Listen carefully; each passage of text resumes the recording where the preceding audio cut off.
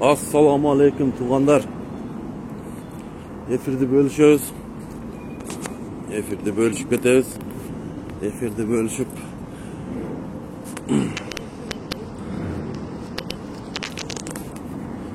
tuğanlar, bugün 11 aprel 2021 yıl жергиликтүү кеңештерге шайлоо болуп өтүп атат. Анан референдум жаңы конституциянын долбоорун кабыл алганга ошо боюнча тема болмокчу туугандар. Эфирди бөлүшөбүз. Мен сиздерге бир нерсе айтып кетейин туугандар. Бүгүнкү жергиликтүү кеңеште өтүп аткан, мен именно ана Ош шаары боюнча айтып кетейин туугандар. Өтө нарушение көп туугандар. Мынабы админ ресурс колдонбойт дебеди беле. Эбегейсиз админ ресурстар колдонот. Акчалай адамдарды, добуштарды сатып алат туугандар. Бул шайлоонун жыйынтыгын көрөбүз эртең Кудай кааласа. Бирок мен сиздерге айтып кетейин. Бул жыйынтыгы ошол партиянын, мамлекеттик бийликтин өзүнүн партиясынын Ата Журт партиясы. Анан Ынтымак партиясы, мына эки партия туугандар. Ушу эки партияны өткөзбөшүбүз керек туугандар. Булар баягы болу таягы болуп атат туугандар. Кыргыз эли ушул 6-чы президент тандап бир да сабак албаппыз туугандар. Биз 10 жолу конституция өзгөртсөк деле, 120 жолу өзгөртсөк деле конституцияны. Бул Садырдын колунан келбейт эчтеке. Айтып атпаймынбы? Бул элди кызыгын ойлобойт экен. Ошол 300-400 семьянын кызыкчылыгын ойлоп, элди сатты бул. Бул эл душманы болду. Садыр деле, Ташиит деле. Мына Кемпироватты сатып жүрүштү. Орто Токой суу сактагычын сатып жүрүштү туугандар. Мына Гести өзбектер менен курабыз атат туугандар. Бул элдин кызыкчылыгы эмес. Булар элдин кызыкчылыгына тепселеп салды, мындай айткандачы. Туугандар, ошон үчүн мен дагы бир жолу чакырып кетем кыргыз элине.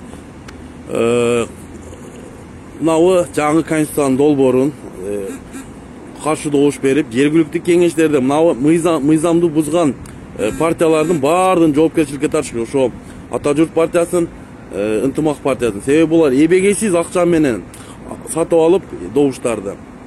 Берки Ата Журт партиясы админ ресурсту колдонуп, эртең өткөнгө аракет кылат, көп добуш мененчи. Бунун жыйынтыгын жокко чыгарышыбыз керек. Ошондой боло турган болсо, админ ресурс колдонду, акча менен сатып алышты. Биз качан гана кыргыз эли сабак алабыз ушул нерседен. Өмүр бою ушу сатылып келип, ушу акчасы жаман 1000 сом акчасына сатылганыбыз бул качан токтойт туугандар? Мына 1000 сом деп сатылып жүрүп, мына Гест алдырдык, Орто Токой суу сактагычын алдырдык, Кемпироватты сатып берди туугандар. Бул деген акмакчылык да. Мына көрүп турбайсыңарбы? Качырдап келип эле тулпар кылабыз дейт. Бул никогда качыр тулпар болбойт, Садыр иштелбейт. Мен сиздерге айтып коеюн, бул иштелбейт. Көрүнүп турбайбы иштелбаганы туугандар? Качыр боюнча кылат. Мен сиздерге айтып кетейин, группаларга бөлүшөбүз туугандар. Бул акмактар азыр өз партияларын, мына бийликтин партияларын өткөзүп, ошо эле Ата Журт Кыргызстан партиясы, анан Ынтымак деген партия. Ушул акмактардын партиясы болот. Ошо акмактар жергиликтүү кеңештерде өтпөш керек туугандар. Өткөзбөшүбүз керек туугандар. Булар акмактардын жазасын бериш керек, жоопкерчиликтин бериш керек. Себеби эбегейсиз акчалар менен сатып алып добуштарды, админ ресурстарды колдонуп жатат. Конституция боюнча бул ким конституцияга барса каршы добуш беребиз туугандар. Бул конституцияны өзгөртсө деле өзгөртпөсө бизгече пайдасы жок туугандар. Мен ачык айтайын, иштейм деген адам кандай конституция болбосун иштейт. Иштейм деген 10 күндө результатты көтөрөт. Бул киши 6 айдан өттү. Толук кандуу ишке киреше элекмин деп 2-3 ай мурун айтты эле, толук кандуу ишке киришсе деле ошол нерсе. Результат болбойт туугандар. Иштейм деген адам результатты көрсөтүш керек. Эчтеке жок. Бунун результаты эмне болду? Ошо Гестер сатылды, Кемпироват сатылды, Орто Токой суу сактагычы, жер үй берилди, кумтор улутташтырбай калды. Эртең жетим тоону берет, анан темир жолун берет. Ошентип ар ким өзүнүн кыргыз байлыктарын сатып, ошо менен качканга аракет кылат туугандар. Мен ачык эле айтайын. Булар качканга аракет кылат. Ошо шашылыш түрдө булар кыргыздын байлыктарын сатып, чөнтөккө акчаны долларга чогултуп качышат туугандар. Мен сиздерге айтып коеюн. Ошон үчүн азыркы жарандарыбызга мен кыргыз элине кайрып кетем. Алданбайлы туугандар. Мына алданып келип ушул малга келдик. Мына алданып жүрүп ушул малга келдик. Ушу 1000 сом акчасына сатылып жүрүп ошон. О 1000 сомго бир жумада жашай албайт экенсиң туугандар. Бир жума эмес, 3 күн жашайт экенсиң 1000 сомго Кыргызстанда. Кымбатчылык, азык-түлүктүн баасы көтөрүлдү, бензин көтөрүлдү, авиакаттандардын билети ошо 60 миңден турат.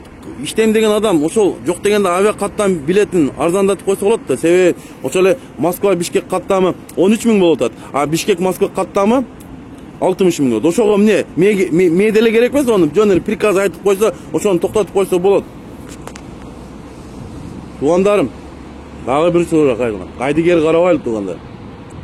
Бул акмак бийлик сабак албады бул. Же биз сабак албадык эл. Же мына акмак бийлик, жаңы мыйзамсыз берилген бийлик сабак албады туугандар. Мен дагы айттым, мыйзамсыз президент, мыйзамсыз депутаттар, парламент, мыйзамсыз бийлик туугандар. Бул бийлик мыйзамсыз. Жаңы бийлик келгенде туугандар, булар жокко чыгарат. Азыркы конституцияда да жокко чыгарат. Мына 5-октябрдан бягы баардыгы жокко чыгат туугандар. Мен сиздерге айтып атам. Жаңы бийлик келгенде баардыгы жокко чыгат туугандар. Бул мыйзамсыз президент, дагы айтып атам. Качан өзүңөр көрдүңүздөр эле. 2 жолу соттолгон адам, зек адам президент болгону. Биз өзүбүз мыйзамды тепселеп президенттикке апарып зордукта отургузуп коюп атасыңар анычы. Мыйзамсыз президент, дагы айтып атам, мыйзамсыз туугандар. Жаңы бийлик келе турган болсо туугандар, мына 5-октябрдан 2020 жылдын 5-октябрдан бягы жокко чыгат бардыгы туугандар. Азыркы келишимдерди ратификация кылгыча мына Кемпир абад менен Орто Токой суу сактагычын туугандар. Ошону сактап калалы туугандар, одан көрчү.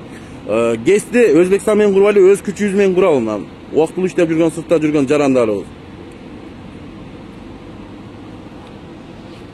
Bölüşüyoruz tuğanlar, bölüşüp. Men dagı çakırıp kettim Kırgız elini. 10 jolu konstitutsiya azgar özgörtsök delе kaçırыңар tulpar bolбойт, kaçırdап келип алып tulpar кылып атасыңар. Бул иштелбейт. Мына мен сиздерге айтып атпаймынбы, иштелбейт бул адам. Колунан кокот тийин келбейт. Бул ошол эле олигархтардын, ошол эле чимкириктердин, ошол эле пактагорлордун заложники болуп калды, ортодо калып кетти. Элге баардыгын обещать этип, ошол заложник болуп калды. Бунун деле тагдыры ошо. Не кытат? Тагдыры ошо Атамбаев окшоп түрмөгө барат бунун деле тагдыры туугандар. Булар кылмышкер. Булар бийликти басып алган. Түшүнүп атасыңарбы? Мыйзамсыз бийликти басып алган, узурпация власти деп коет. Мен Кыргыз элин дагы чакырып кетем. Алданбайлы туугандар, алданбайлы. Мына активист жигиттерибиз жатат түрмөдө. Мына карапайым элдин баласы жатат, Тилекмат. Ал не кылмыш кылдык? Ал кылмыш кылган жок. 4 эле пост жазып койду. А мына биздеги пактакорлор, арамкорлор, коррупцион чиновниктер жүрөт, олигархтар. Канча деген миллиард Кыргыз элинин акчасын урдап коюп. Алар үй камагында же больницада, больничныйда жүрүшөт туугандар. А биз ошону чыгарып албасак, активист ошо Тилекматты туугандар. Мисалы ошол эле бир Сегизбаевди айтайлы. Сегизбаев дагы саясий маанайда камалган туугандар. Курсан Асанов да саясий маанайда камалды туугандар. Мен ачык эле айтып кетейин. Жумалиев саясий маанайда камалган туугандар. Булар ошо Жумалиевди камаган себеби туугандар. Дойный корова болуп атат, ошону сыгып атат. Акчасын сыгып, акчасын чыгарып атат. Мен ачык эле айтам бул нерсеничи. Бу жерден кош стандарт иш кылып атат да туугандар, бул бийликчи. Бөлүшөбүз эфирди туугандар, бөлүшкөндө дагы бир жолу кайталанып кетем туугандар. Бул мыйзамсыз бийлик. Бардыгы мыйзамсыз, турушу менен мыйзамсыз туугандар. Булар жоопкерчилигин алат. Кудай калса жаңы бийлик келсе, бардыгы камалып, бардыгы жоопкерчилигин алат. Буларчы Садыр да камалат, Таши да камалат, Талант Мамутов да камалат. Азыркы иштеп жүргөн премьер-министр Марипов да камалат. Артем Новиков бардык бийликтин составына бардыгы камалат тууган. Бардыгына жоопкерчилик бар туугандар. Ошол азыркы бийликтин саясий заказынан атырган судья, прокурор бардыгы камалыш керек туугандар. Ошол гана жоопкерчиликти алганда булар. Ошондой болгондон кийинки бизге жаңы келген бийлик ошондой саясий маанайда камабайт туугандар. Ошону кылышыбыз керек туугандар. Ошо Тилекматты камаган кайсы судьялар болсо, аттар жөндөр бизде бардыгы бар. Ошол эле прокурордуку, ошол эле судьяныкы, ошол эле оперлердики туугандар. Мен дагы чакырып кетем. Geç bollekte etеңерди жыйгыла туугандар. Мынабы биз бул бийлик ашып кетсе 3 ай 4 ай туугандар. Ашып кетсе 3 ай 4 ай. Мен сиздерге айткан кетет бул бийликчи. Колунан кока тийин келбеди мына. Элдин да жини келип калды туугандар. Элдин да жини келип калды, элдин да жине тийип калды. Себеби элге иште элдин кызыкчылыгын ойлоп атат. Только сатмай, жер сатмай, элдин байлыгын сатмай. Ошон үчүн кайдыгер карабайлы. Эртең мисалы дагы бир жерибизди сатырса, дагы унчуп койтсак, ол жерибиз да кетет мына. Суулуу жерлерибиз кетти туугандар. Мына 2 суу сактагычы суулуу жерлер. Бир ок Өзүбүздүн эле жерибизге кайта өзүбүзгө эле алмаштырып атат туугандар. Биз далда элечи. Ошон үчүн чакырып кетем туугандар. Жаңы конституция кабыл алып берсең деле иштелбейт, алып бербесең деле иштелбейт. Колунан кoko тейин келбейт. Качан көрдүңөр ЗЕК эл үчүн иштегенин? ЗЕК боюнча кылат. Бул по понятия жашай турган адам. Бул түрмөгө отурса деле өзүнүн родной үйүнө барат туугандар.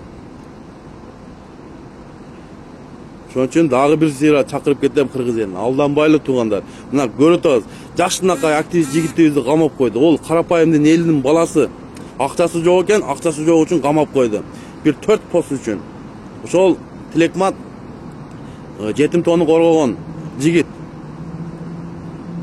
Тилекмат жетим тоону коргогон жигиттин бирлери болот. Ошо жетим тоону коргоп жүрүп, ошо керек болсо Садыр Абаңарга да коргоп чыккан Садыр Абаңардычы түрмөдө отурган ЗЕК малында. Керек болсо баласына канын берген экен. Жумалиев дойный корова, мен дагы айтып атам. Жумалиев бул дойный корова болуп калды туугандар.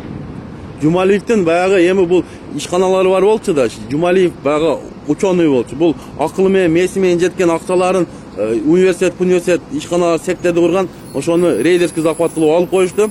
Азгече эле новостиден айтты 1 миллиард сом төлөйт экен деп. Бул дойный корова туугандар, мен ачык эле айтайын.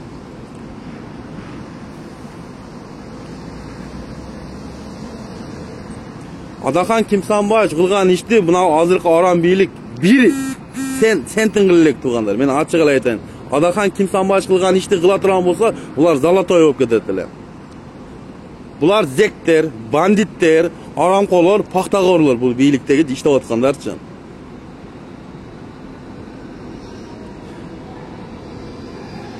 Ошон үчүн туугандар, дагы бир сөз айтам. ЗЕК боюнча калат. Никогда бул президентти мен тааныган эмесмин, тааныбайм да. Өмүрүмдө акыретке чейин барганда да тааныбайм бул президентти, мен айтып коеюн. Бирок жакын арада кетет. Көпкө турбайт бул бийликчи. Ошон үчүн акылыңарга киргиле элим, сатылбайлы. Качан биз акылыбызга киребиз элим? Ушул бийлик акылына кирет качан. Качан акылыбызга киргенден кийин Кыргызстандын келечеги жаңы муундарга тапшырып кете турган болобу туугандар. Эртең Кыргызстандын эгемендигинен айрым алып ажырап калышыбыз мүмкүн. Ошентип кемпир абаттарды берип, суу сактагычтарды сатып, ГЭСтерибиз менен Өзбекстан менен куруп, жер үйдү Россияга берип, кумтөрдү Канадалыкка берип улутташтырбай. Ошон үчүн туугандар, мен дагы бир сыйра чакырып кетем. Каршы добуш беребиз, ким ошол шайлоого бара турган болсо, анан бүтүн Кыргызстан партиясын шайлайбыз туугандар. Бир ишенген бир партия калды туугандар. Бүтүн Кыргызстан. Башка партияны мен көрбөй турам. Калгандары ушу жалаң эле позициясын өзгөрткөн, акчага сатылган арамкорлор болуп кетти туугандар. Мен эч ким камалбайт. Мен ачык эле айтам, камагандан да коркпойм менчи.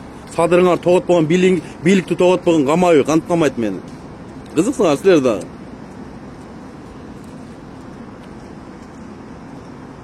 Мени камаш үчүн Садыр акаңар дагы 2 жолу төрөлүш керек. Мен ачык эле айтам, Садыр акаңар 2 жолу, Ташиевиңер 5 жолу төрөлүш керек. Мени камаш үчүнчү. Ошон үчүн туугандар, мен дагы бир сыр айтып кетем. Бул мыйзамсыз бийлик. 5-октябрдан 2021 жылдан баягы бардыгы мыйзамсыз болуп атат туугандар. Жокко чыгат, жаңы бийлик келсе жокко чыгат туугандар. Ошон үчүн мен безилип атам. Алейкум ассалам. Эфирди бөлүшүп коебуз туугандар. Саламатта калыңыздар. Дагы эфирге киришкенче мен сиздер менен Ак ниет коомунун төрагасы Беки. Саламатта калыңыздар.